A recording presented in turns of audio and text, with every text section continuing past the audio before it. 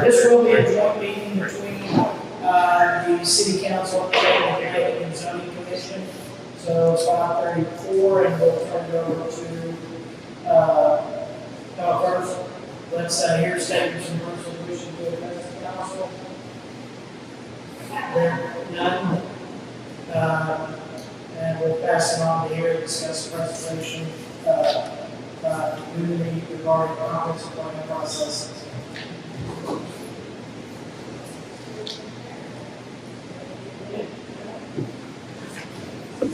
So this is the thing.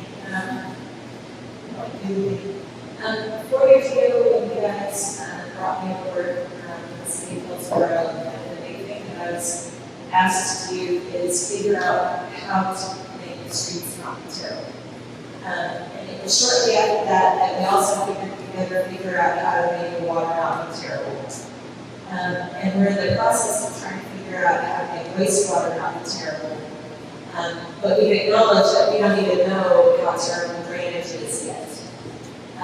It seems like every year it's a deeper understanding of how far behind we are, how big this snowball is that's rolling down on us, and making us feel like mannequins.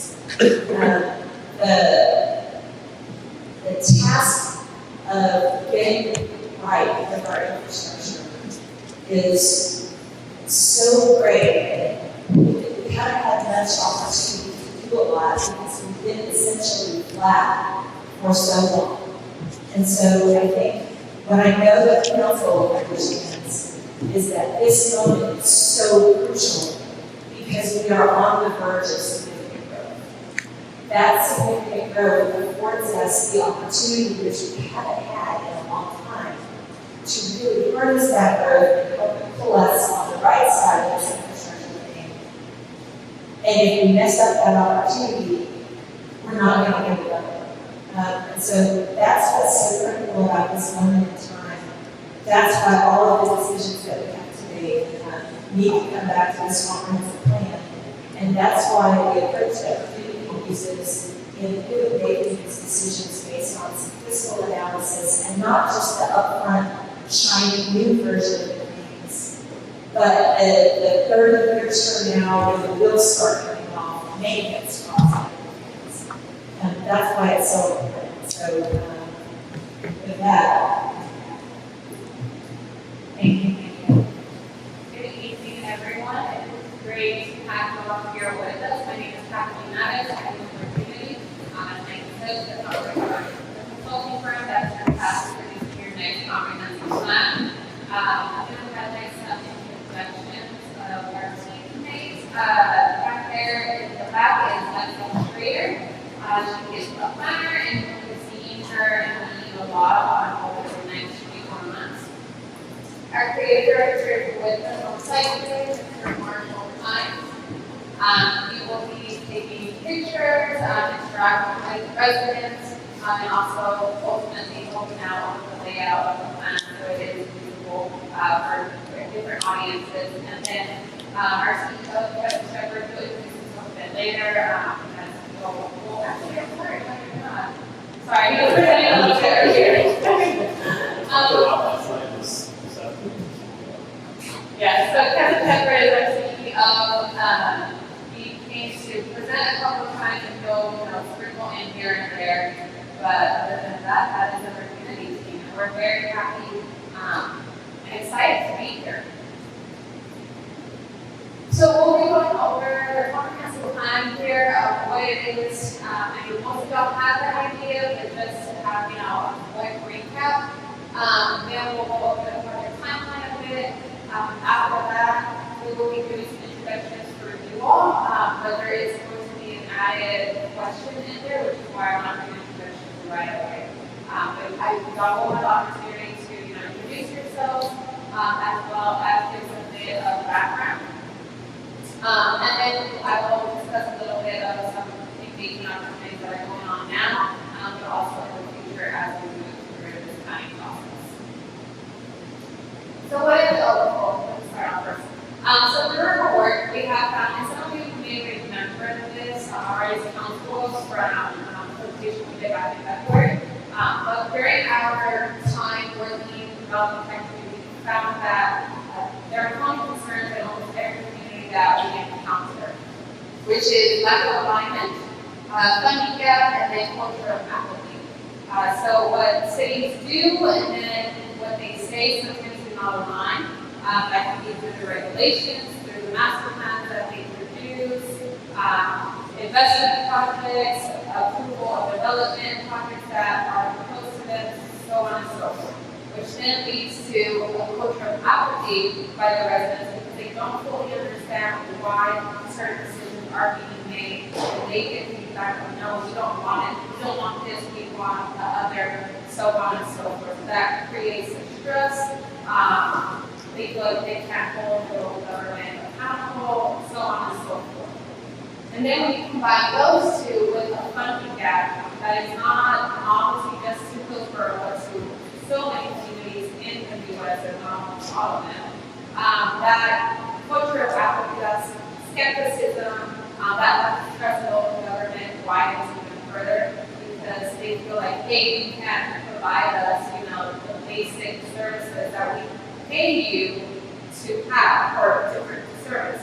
However, most local residents also do not understand that those costs for providing services, what they pay for covers very little, if almost anything, that truly for the cost of like to serve or the cost to provide service, or the true cost, there you go. All my words, to provide services. So through our work, we have found that there are basically three options in order to close the funding gap. The first one is increasing taxes or fees, which no resident ever wants to hear, but that is an option. The second option is reducing services. This is maintenance of infrastructure, so your streets, water, sewer, so on and so forth, but also your EMS. They're having to take out personnel, but also your parks have to probably give live service. But if you can't maintain them, then you get to get overrun. Equipment isn't updated, etc. So that was reducing services. This is kind of what happens most of the time. During budget season, the city staff goes to the finance director, city manager, and say, I have X amount of things I want, and then they will in turn tell them, well, I can only give you Y. And then that service or that maintenance and operation is kicked down year after year after year in hopes that, hey, we can come back to it. But what happens is the need of that maintenance being kicked down every single year then increases the actual cost to get back to the baseline of what it was. And as these sometimes tell communities, the people who can afford to move out once the services deteriorate to the point that they don't feel like this isn't my community or I don't want to be here anymore, they leave, and then those who don't have the means to move out, they continue to stay here, but then it becomes a cycle of deterioration, again, that skepticism, that distrust, and so on and so forth. And then the third option that we have come across is developing productively. This means maximizing your infrastructure. Infrastructure has a lot of capacity for the amount of development, and sometimes it's not maximized. We're not saying go crazy into apartments on every single corner, but we can take a lens of looking at strategic areas within the city where a little bit more density, adding an additional floor to buildings, maybe adding an additional dwelling unit in the back, and that's called backyard cottage. That can actually help make your properties have a higher taxable value. And after the process is done, you get a bit more property tax revenue. Sales tax also tends to skew towards that similar trend as well. So getting into what is a comprehensive plan. It's a guiding, first and foremost, it is a guiding document. It takes a snapshot of what the city is at the moment, but then also provides recommendations and actions get the city to become the resident that the community envisions itself to be in the next 5 to 15 years. As I said, the recommendations not just for development, but also for policy and budgeting, as well as providing a rationale for decision making. Again, I go back to trying to address the anti-skepticism or cultural skepticism that residents normally have with their local government and leadership. So like I said, it will be guiding physical growth on the locations, the compatibility of different developments, as well as providing a foundation for economic development policies. And then it's a guide to define roles. Something that a lot of people tend to think is, oh, once we complete the comprehensive plan, we're done. There's a whole other section after that, the implementation part. And everyone plays a role in implementation, from you all to city staff, to local residents, organizations, etc. It is a group or community-wide effort, even though it is a city-initiated plan. I keep talking about decision-making principles, and I think it's very important that you understand that we will be going through an exercise or several exercises with your community that will define what decision-making principles you want to use as a lens when making these bigger projects possible. And again, it is to increase that transparency and that feeling of accountability. But it also allows you all to tell or respond back to residents when they ask, hey, why was X, Y, Z? Let's point them back to a comprehensive plan. As Megan said, that is your North Star. That's what's going to hold y'all from that on moving forward. So the comprehensive program. So the project as a whole will be 24 months. So there's a comprehensive plan, and in the last 6 months, we will be having some zoning code updates. But the comprehensive plan itself will run 18 months, and it consists of 5 phases: assess, explore, organize, prioritize, and adoption. We kicked off officially this plan on April 1st. So we are in the assess phase. The assess phase and the explore phase will be a lot of community input, data analysis. So you will see several surveys going on. There's one right now that's alive. And then another thing that we do, or what we're doing, is the land use physical analysis for Hillsboro. That presentation is tentatively scheduled for June. So that will kind of tell us where you all are at in regards to your street maintenance, but also what areas and what type of developments are performing better in Hillsboro than other areas where development happens. So now time for introductions. If you just have your name, if you are on city council or planning commission, how long you have been in Hillsboro, and then one thing or one item, I should say, that you would like the plan to address. Mayor, would you like to start us off? Sure.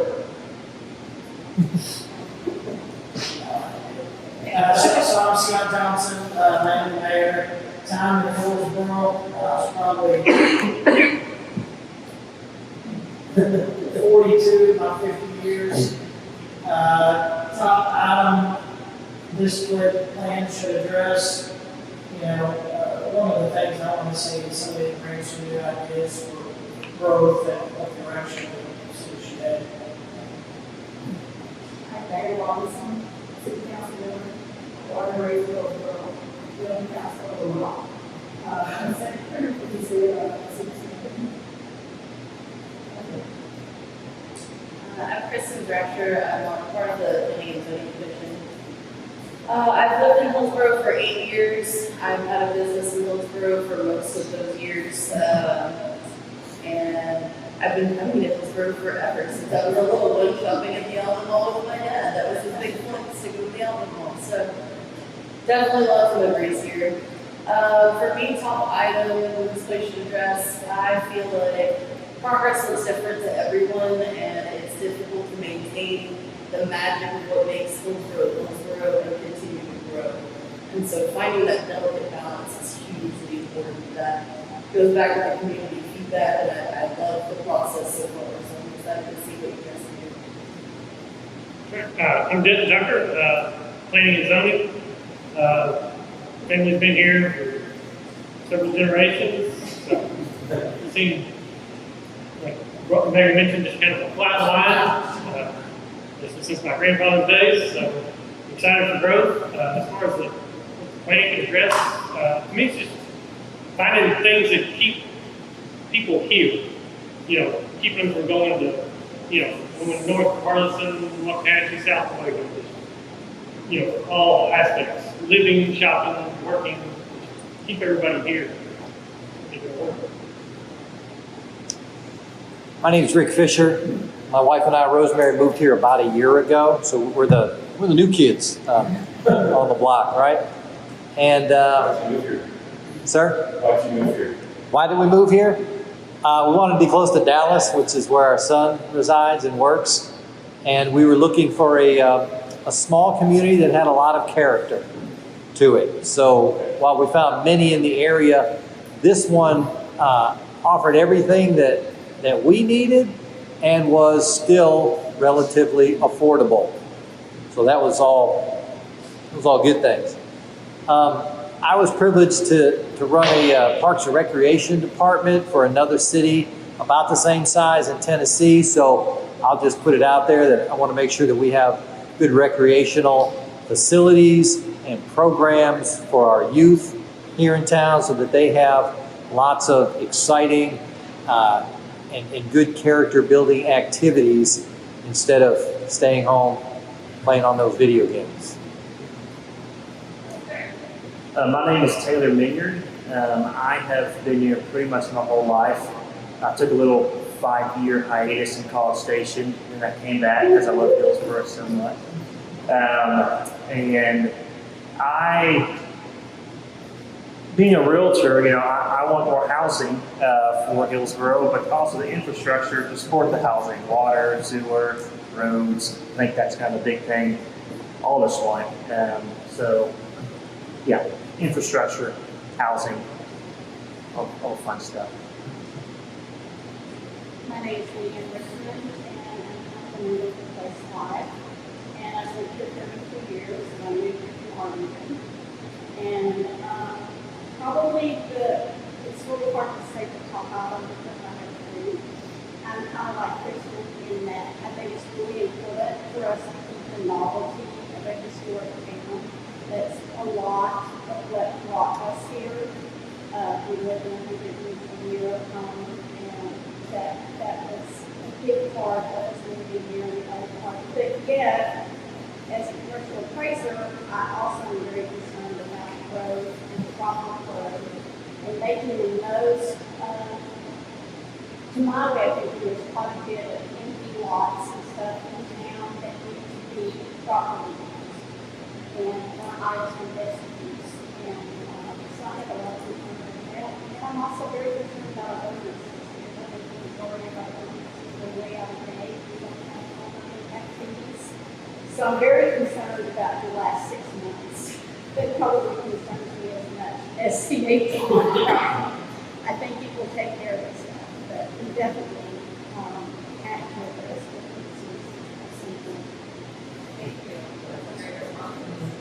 Eric, City Council, born and raised here. My daily principle in my mind is about future growth and build other infrastructure to keep up with the demand of new things that will come here and all work together properly. My name is Jeff Long, and I'm on the Planning and Zoning Commission. I've got you beat, I'm here in January, so I'm now the new kid.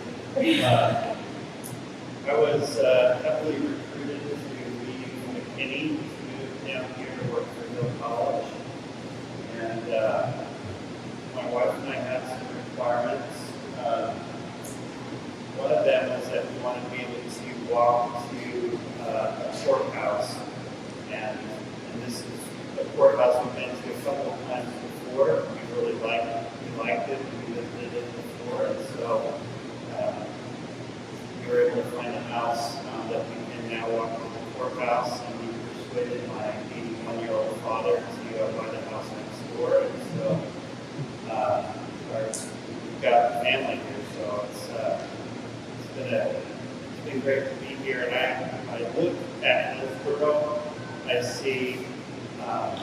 I see a lot of opportunity to do some really neat things here. But I think what's really foundational that a couple of you mentioned is it has to do with infrastructure. We've got to have a good basis of infrastructure to be able to do a lot of things we want to do. So I just want to make sure that those infrastructure needs are met so that we can do all these other things that are important to us. Thank you all those are great responses, and I will feel like you can address all of them in one way or another with the comprehensive plan. And throughout the process, we'll obviously give you updates. We're going to try to meet with y'all in every phase, but also we'll be providing monthly progress reports to Megan and Allison that she will be glad to be, happily to pass the on as well. Just real quick before Patrick to wrap it up in the next stage of the engagement. How many of you all saw the presentation either last night or this afternoon? Okay. If you haven't, I know the one last night was recorded. Please make time to go back and watch that because it does speak to a lot of things that you're talking about. Going back to what Megan talked about. Our approach is grounded in cultivating fiscally sustainable places.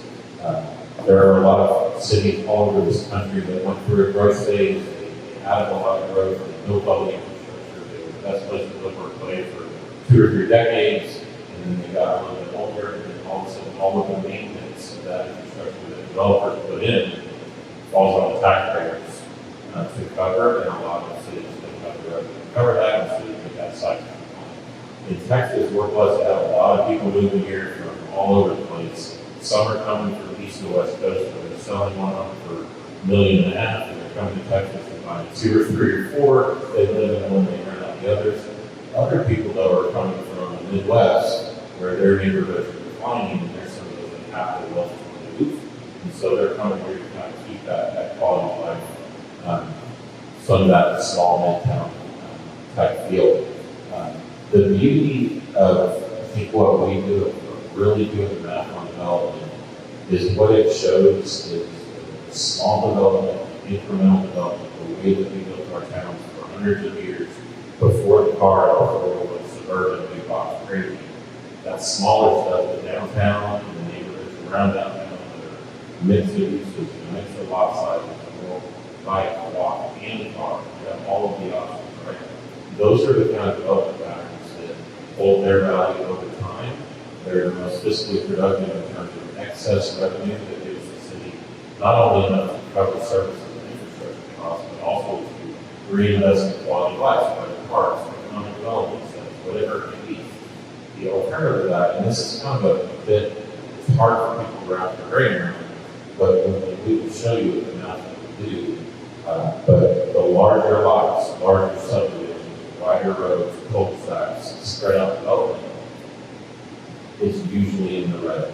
When you do the math on the revenue that it generates in the city, which is what it costs to serve and especially when you factor in long-term infrastructure costs. Places like any places like Allen, they're all excited, and they're trying to catch up. And so this whole process, and one of the things I have to say this, every chance I've gotten an opportunity, I want to say it. Maybe gets it. Not every city manager that we work with understands this. So usually the first part of this process is trying to get staff and council to understand what we're talking about. That small is good, infill is good, vacant lots. Vacant lots in the city limits. If you're not vacant lots in full service, it's costing everybody else in the city money. So put a building on existing vacant lots with existing service. There's a lot of things that we'll talk about more, but my point is, your staff gets it, you're in front of the growth. So how do you manage the growth that's coming to you in a way that incrementally close that revenue gap over time, as opposed to making it bigger, and then building the mix of housing for different. You mentioned your grandfather, your dad's right there next to you, right? Multi-generational housing, multi-generational neighborhoods, where you can have 3 or 4 generations of the family all living within close proximity to We don't have that in one place. You know, the mom, parents, and family are in one place, the mother-in-law is in another place, and the lost are down in one place. Anyway, there's a lot of opportunities for you all to do fiscally responsible growth, to grow in a way that you will be able to enhance property value, enhance quality of life, keep it affordable for the folks that are here, and then when you take care of the people that are in Hillsboro right now, if you do that first, you're going to start to attract other people that want to be here. A lot of cities that are in growth phase, they focus on how can we attract new people, how can we attract new businesses now, and they forget about taking care of the people that are already here. So, last night we had 50 plus 50, 60 people that the thing last night was for a first meeting 2 to 3 weeks after starting up was a really good turnout. First impressions of this community, you have a lot of people who really care about this space and who really care about each other. And you don't always see that in places anymore. Right? They care about their certain their clique, and so we have 10 cliques who have be unified together. You guys all care about each other. So it's about giving you guys that roadmap. How can you take advantage of the growth, generate some additional revenue, the city can then put back into catching up on all of these things that make you start. It's just about operational. Now you gotta try that streets. But it's not just about catching up, it's about growing that revenue for expand other infrastructure, expand think the city infrastructure instead of that infrastructure the future growth as well. So really love your staff. Really first impressions of this community are great. I think a lot of the things that you guys asked about like that. So that we're ready to address those. Just get ready for it to be a little different approach of incremental working your core, build, maximize the value downtown, maximize the value of your historic neighborhoods around here, and work out. You have so much room for growth without having to build any new infrastructure. So let's put the growth to maximize the infrastructure that we have. Start.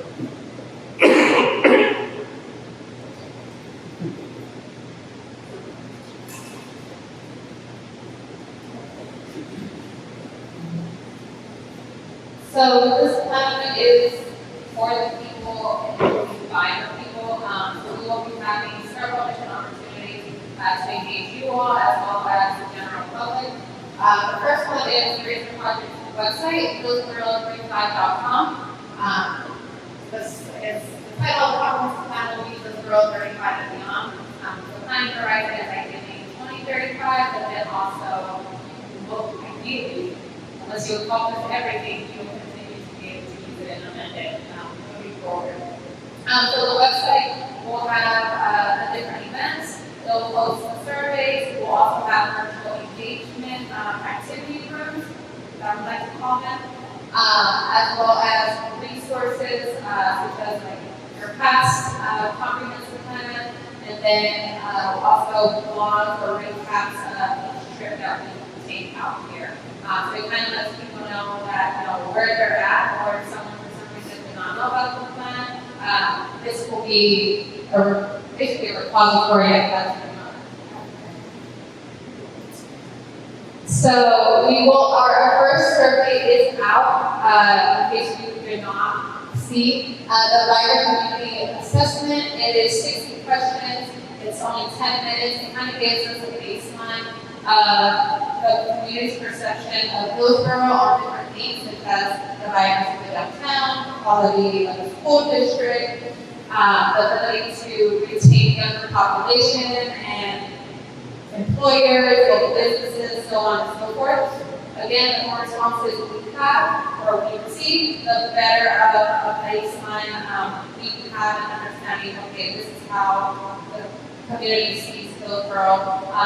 It tells us your initial assets, and it tells us areas of improvement that from there we can work on to see what strategies, action, recommendations we can put together to address those areas. So it will run through Wednesday, May 14th. You can use the QR code. You can also go to the website. We do have handouts there up front, so please take with you. Give us your friends, family, churches, etc. We really want as many responses as possible. And like I said, we will be having several different opportunities throughout the process. The next survey will be in May through June, and there will be a longer survey because it dives deep into vision needs, basically what the community wants that Hillsboro to aspire to. After that, we will have a local business environment survey, and then the land use physical analysis that Kevin and I mentioned earlier, that is tentatively to be presented in June. That will be open to the entire community. So that will kind of give you a, hey, this is how upside down we are, but also these are major takeaways that, again, will also be incorporated into the comprehensive plan for them to, for implementation actions to address and move that needle in the right direction. And then the trips are correlated with the different phases. We'll have exact dates here in the next few weeks to put on the website so everyone can know when to expect this back.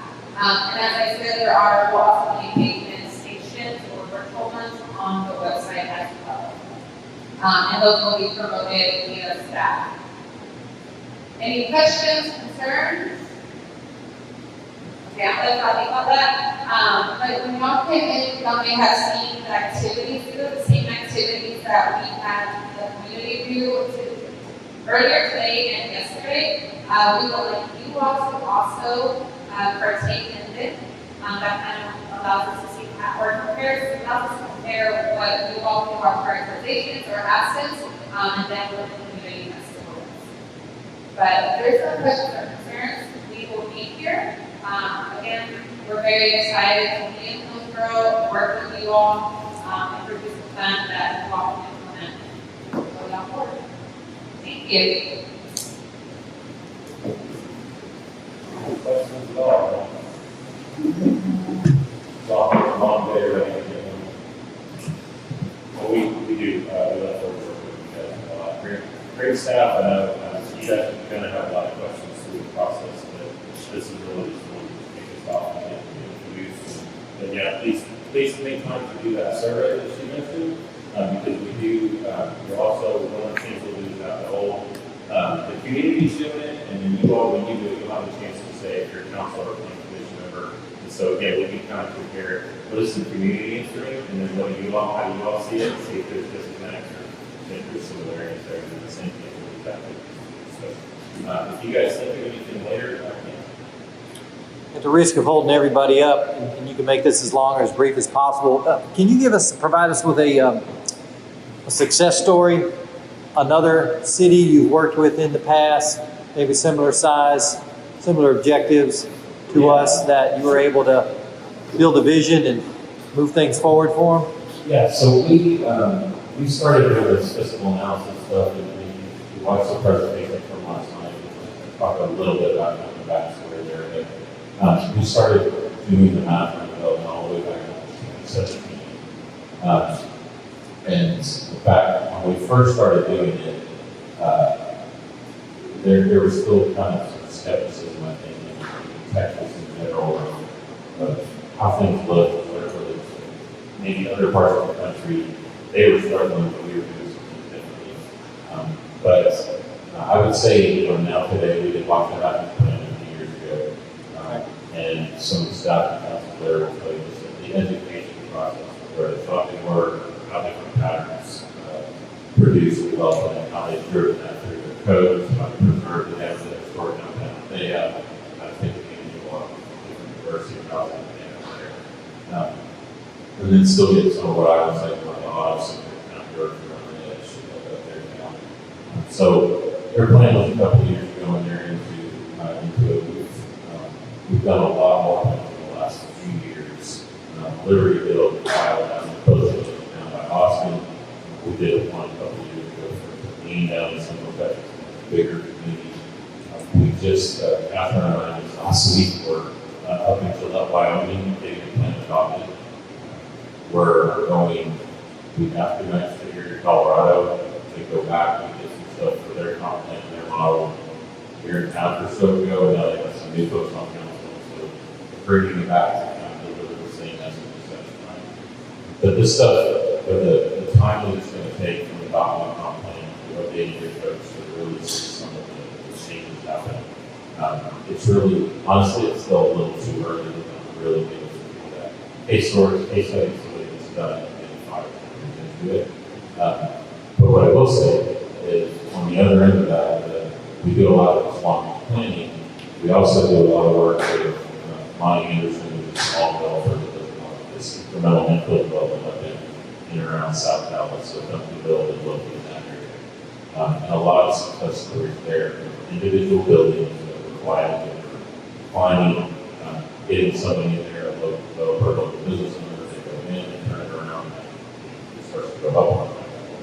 Everything from individual property to making shopping centers and repurposing them. So some of the strategies that we're going to talk with you all about how you cultivate the fiscal health of the city by infill and elevating existing property, but also cultivating local wealth for residents and local business owners by doing things individually one at a time.